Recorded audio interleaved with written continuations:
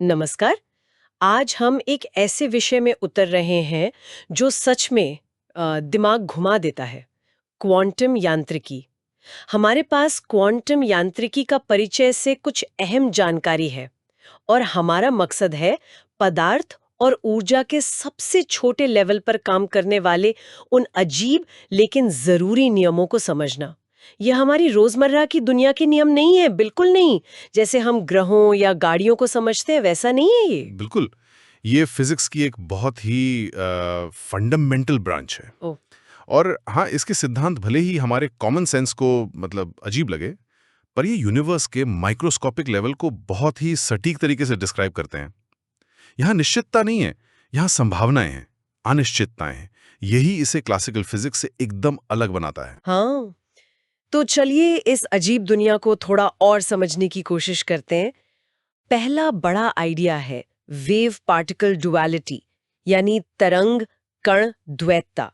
मतलब इलेक्ट्रॉन जैसे छोटे कण, वो कभी तरंग की तरह फैलते हैं, इंटरफेयर करते हैं, और कभी एकदम एक कण की तरह किसी एक जगह टकराते हैं। ये डबल स्लिट एक्सपेरिमेंट वो इसी का उदाहरण है ना। अकेले कण भी तरंगों जैसा पैटर्न बना देते हैं, कैसे? हाँ हाँ, वही तो।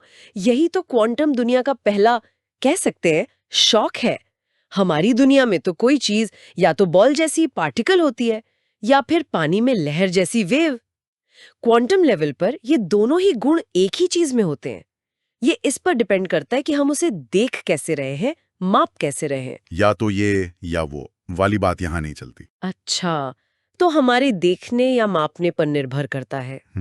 और इससे जुड़ा अगला आइडिया तो शायद और भी ज्यादा चौंकाने वाला है, सुपरपोजिशन। जी। जब तक किसी कण को मापा न जाए, वो एक ही समय में कई स्टेट्स या जगहों पर हो सकता है। वो श्रोडिंगर की बिल्ली वाली पहेली, वो इसी से जुड़ी है जी। कि बिल्ली डिब्बे में है और जब तक हम देखे नहीं वो एक ही साथ जिंदा और मुर्दा है। ये कैसे हो सकता है? हाँ, ये सुनने में बहुत अजीब लगता है, मैं मानती हूँ, लेकिन क्वांटम की जो मैथ्स है वो इसे ऐसे ही बताती है। उस कण की सभी पॉसिबल स्टेट्स की जानकारी एक वेव फंक्शन में होती है। जी। ये फंक्शन बताता है कि कण के किसी खास स्टेट में पाए जाने की प्रोबेबिलिटी क्या है, संभावना क्या है। जी। जैसे ही हम उसे मापते हैं या देखते हैं, वो वेव फंक्शन एक डेफिनेट स्टेट में कोलैप्स हो जाता है, मतलब सिमट जाता है। जी। और हमें कण एक ही हालत में मिलता है। हाँ। और इसी से जुड़ा है हाइजेनबर्ग का अनिश्चितता सिद्धांत। हाँ, अनिश्चितता सिद्धांत। इसका मतलब क्या ये है कि हम कभी भी किसी कण के बारे में सब कुछ एक साथ बिल्कुल सटीक नहीं जान सकते? बिल्कुल। कुछ गुण वो जोड़े में आते हैं, जैसे कण की पोजीशन और उसका मोमेंटम यानी संवेग। जी। अगर आप एक गुण, मान लीजिए पोजीशन, को बिल्कुल सटीक जानने की कोशिश करेंगे, तो दूसरे गुण यानी मोमेंटम के बारे में आपकी जानकारी उतनी ही अनिश्चित, मतलब उतनी ही फजी हो जाएगी। हाँ। आप दोनों को एक साथ पूरी परफेक्ट एक्यूरेसी से कभी नहीं जान सकते। ये नेचर की एक फंडामेंटल लिमिट है। वाह, मतलब एक सीमा है जो हमारे जानने की कोशिश पर ही निर्भर करती है। हाँ, कमाल है। और अगर एक कण इतना अजीब है, तो दो कणों का जोड़ना, जिसे एंटेंगलमेंट कहते हैं, वो तो और भी ज्यादा। वो क्या चीज है? ऐसा लगता है जैसे दो कण हमेशा के लिए जुड़ गए हों, चाहे कितने भी दूर हों। हाँ, इंटेंगलमेंट। ये शायद क्वांटम मैकेनिक्स का सबसे मिस्टीरियस पहलू है। जब दो कण इस तरह से जुड़ जाते हैं, एंटेंगल्ड हो जाते हैं, तो एक की स्टेट को मापने पर दूसरे की स्टेट तुरंत पता चल जाती है, फौरन, चाहे वो दूसरा कण कितनी भी दूर क्यों ना हो, अरबों किलोमीटर दूर भी। आइंस्टाइन ने इसे spooky action at a distance कहा था, मतलब दूर से होने वाला डरावना असर।